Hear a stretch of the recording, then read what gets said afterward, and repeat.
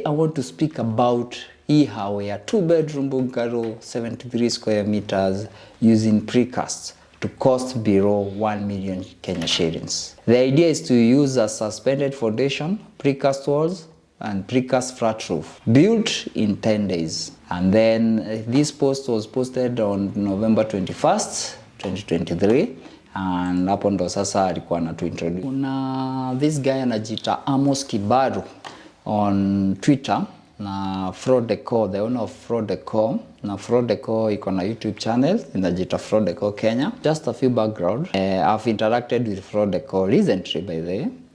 And there are some carpets hapo which ziko sawa kabisa. Na hizi vinyl carpets na when I went there their service good, products ziko sawa. Yeah, so I can say that ziko poa. And then I've been doing some research on Fraud Decor Kenya. Wako na these HB precast panels zao. They are quite different na zile nikimwema upush. Na nilicheki zao zina make more, they are more reasonably cheaper. But I come to that later. So after ameposti, Amos alianza kutu introduce to a few what's a suspended foundation, akatu introduce to precast, akatu introduce to akatu introduce to hii story ya suspended foundation, and he also akaanza kupatiana benefits za kutumia suspended over the normal foundation. So and this makes sense by the way on mtu anatumia black soil. If you use a suspended foundation, you will save a lot of money, especially kwa excavation.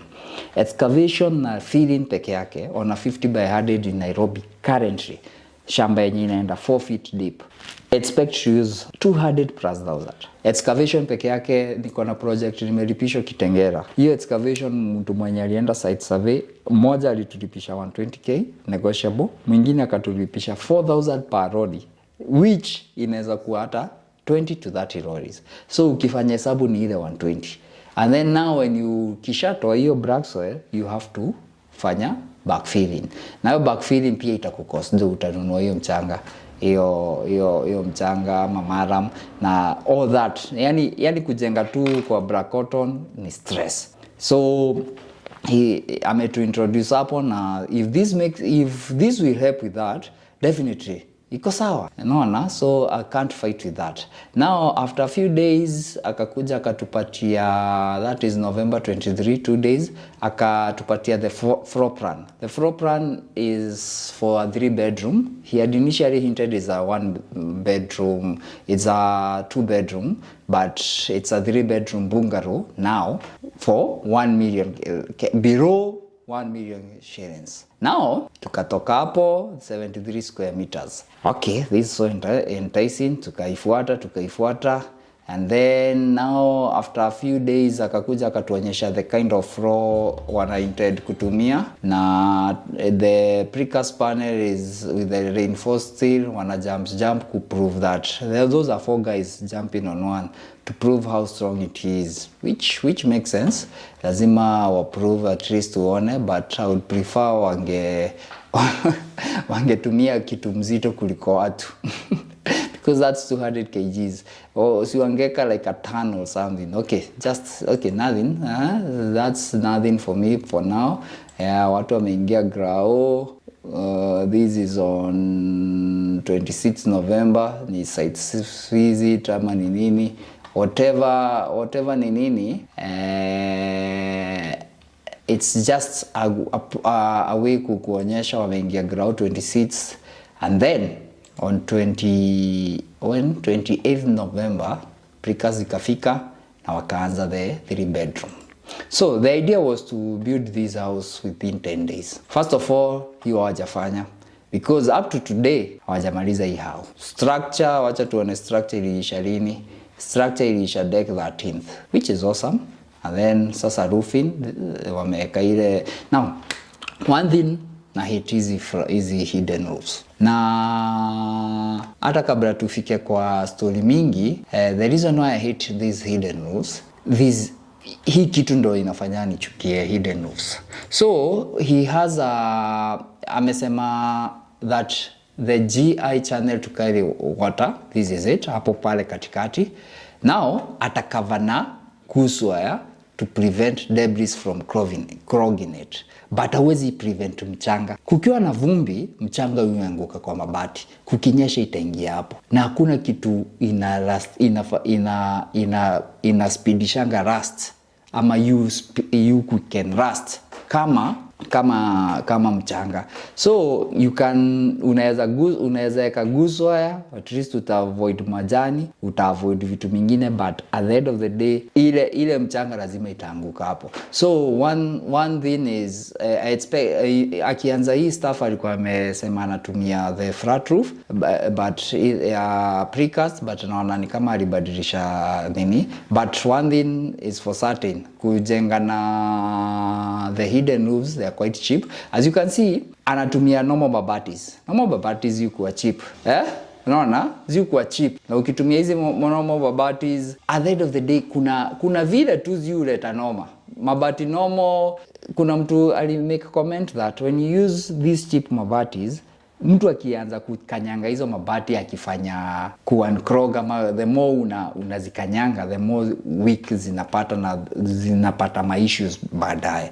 So that's one of the issues I have with them. Na sijasema msitumie, but nothing you can do to prevent mchanga ingie pale unless utumie karatasi, na hiyo karatasi pia itajaa. The only solution ni maintenance ya hali ya juu each and every year, especially each and every rainy season. Una make sure mvua ikianza unaingia pale, but tutoke kwa mabati turudi kwa nyumba yetu. So that's one issue I have with the thing. So naona by December 14th alikuwa amemaliza roofing. By the roofing does not take a lot of time, na naona hao inaendelea fiti. Sasa hao December 14th naona anapima madirisha. Wow. Na ameweka madirisha poa. Naona huku December 16th ameweka anaweka underground tank. Okay. Akona visitors huku 15th day and we are finalizing. So let's talk facts. Alikuwa ameadvertise hao itakuwa 10 days. Now it's 15 days. How bado haijaisha. Same case kama ingekuwa na, let me show you guys something. Ukiangalia wale wafanyikazi wako kwa site, zile videos unaona kuna wafanyikazi, you can realize they have invested a lot na wafanyikazi. Just check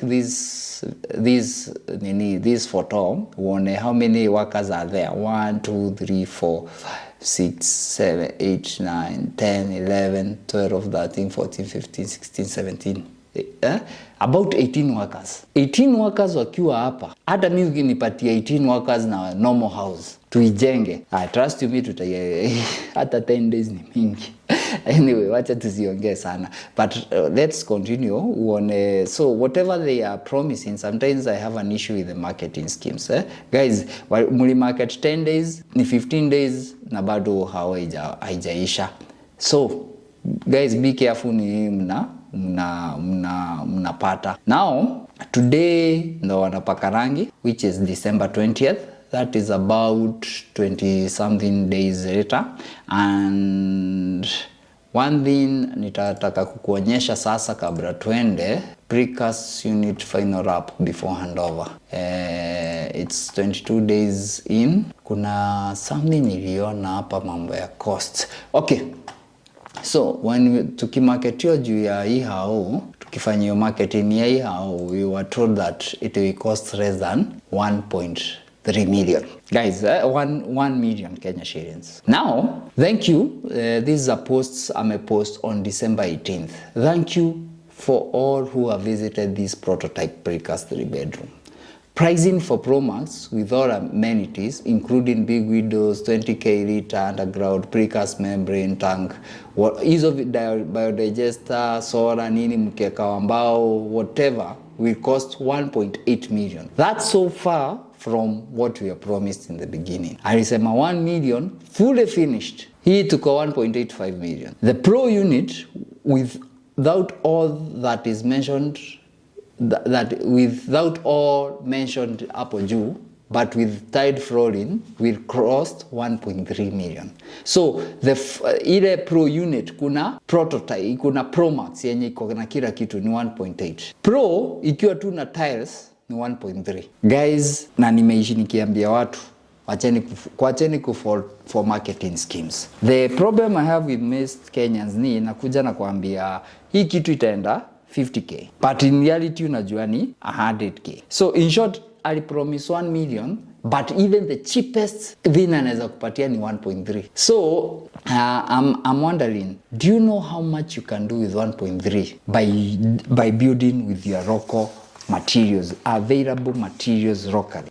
Do you know how much you can do with 1.3 million with local materials? The biggest cost, na sahi ukumbuke yeye ni anajifanyia transportation, na perhaps I don't know the location wanajenga Kiambu, I don't know where the company is based, the production unit, but I suppose hahesabu cost of transport. Do you know hizi vitu kiilete mpaka kwako kwa site, how much you pay? And the structural integrity sitapigana. Hii ni concrete. Concrete ni strong. Hiyo hatupigani. And then I have another problem na mtu ako na resources. If you have resources, you want to tell me this is a more viable structure. If you have 1.8 million, unataka kuniambia this is a better structure than a house built on Darugo ama mawe tu ya kawaida. Unataka tu kuniambia hii ni better. So history ya transport ni very expensive for this, because ukiletea hizi vitu, and then by the way, let me give you an example. I have some client amejengewa wall na hao watu wa precast, si huyu lakini some other guys wa precast. Hizo vitu zikitransportiwa zilivunjika. Who caters for them? You, the customer, is the person who is going to cater for them. If you make a mistake with these precasts, one panel costs 3,000. One Darugo stone costs 50 bob. Ni ipi iko rahisi ku revert your mistake? And Darugo stone is easier. How mafundi, you need specialized persons. Hatujafika place. Si pigani na hii precast. Na nimeona hata Kibaru ana offer some internships in some post in his factory. But before tufike hapo, hizi vitu to get the proper skilled people on them, because most of Europe wanatumia hizi. Nimeona, even I've interacted with some few people in Europe, they are telling me that precast is the way to go. But sasa hii nayo, hii bado sijakubaliana nayo, because you get so, hata ukiangalia the kind of quality unapata so many breakages. Na nime first hand experience, a client alipata over 10 precast panels broken. That's over 30k. Mawe ya Darugo ikikuja hakuna nini. So hii idea ati una save ukijenga na precast ama ukijenga na nini, it's just a marketing gimmick. Hiyo ndo nataka waache kusema tutajenga na 10 days, which is now 22 days yet to be done. Waache, yes, kujenga na mawe iko na demerits zake. Kama plaster lazima uache ikauke for 30 days. That's true, because hizi hauhitaji plaster. That's very true by the way. But at the same time, kuna advantages za hii na cost. Mtu yote anakuja kukuambia, by the way, let me tell you something. Nyumba ya mbao Kenya, it's more, nimekam kurealize, it's much more expensive than nyumba ya mawe. That's a realization nilikam kurealize juzi. And ufanye research ya nyumba ya mbao, a proper house ya mbao. Wacha hizi kama uko na miti unajenga ni sawa, but enda ufanye ka research ka nyumba ya mbao, unanunua mbao at cost kwa mtu kwa yard, uende ujenge nyumba. Utachapwa na kiboko. 1 foot ya mbao ni 25 bob. The cheapest. Enda uchukue Brugam ama ile inaitwa Movao, unapata na over 30 bob ama 35. Na hiyo ni ile mbao konde. Try kuchukua zile kubwa unapata na almost 50 shillings. Go to Cyprus, go to Cedar. All these unapata, the more unaenda go to mahogany, mbao ni expensive. Enda ununue mirango saa hii utarealize how much expensive timber is. So the same case applies to precast. I always say, whatever you see people doing in your local area, hao ndo wamejua. Angalia yule mtu ako na shida sana kwenyu. Trust you me, huyo ndo mwenye amejenga na kulikuwa na shida. Yeye ndo ametumia ile ujanja mingi sana ya kusave cost. And most of the people wanna adopt this, they have the money to do better buildings with the traditional ways. na hizo mtasumbuana. All you need is to get some, either have a competent contractor, or you utafute research, do some research, extra research on this stuff, and don't fall on marketing gimmicks. All this Mr. Amos anafanya is a marketing gimmick, because whatever he promised from day one haja accomplish. Alituambia less than 1 million, sasa tunaongea 1.3 to 1.85. Akatuambia 10 days, now we are 23 days in, ama ni 22 days in. When I'm shooting this video is 20th December. So guys, let's be careful. Another thing, there is a reason why watu waliadopt Darugo very quick, na ikashinda mawe ya Kwale, whereas Darugo is weaker, na saa hii zina compete na bei na hii ingine, na still people are using Darugo. Other than that, it was because it made sense to the Roko man. It made work easier for the Roko fundi. Ili punguza the cost of the time of building. That was truthful. Juu Darugo afundi anajenga 150 feet per day, whereas Kwale ni 100 feet per day. Automatically hiyo inaenda. Darugo unaweza jenga even 6 levels in one day. Kwale huwezi enda more than 3 in one day. I may collapse. So with those very minimal advantages, Darugo came and won the day. But na pia kwa plastering, it's uni machine cutting iko almost standard. Kama ni 9 inches inatoshana. So plaster unachapa plaster vizuri. That's how it came to win the day. But the problem I have with the people who are precast ni the false advertisements. Na tafadhali, kama unataka kuuza kitu, si uambie watu tu kweli, hii kitu ni product yangu. And then another thing, unafaa kurealize hivi, Amos is not the contractor. Kuna hizi kampuni mingi, na siko sure, but kama ni kweli he is the contractor na sawa. But nikirealize na hizi kampuni za precast, kuna supplier wa precast mwenye ana produce na kuna mwenye anajenga. Those are two different. Anyway, hiyo ni hali ya kuongea. Nimeongea sana leo, but I just want you to ask yourself, nini tutaambiliwa?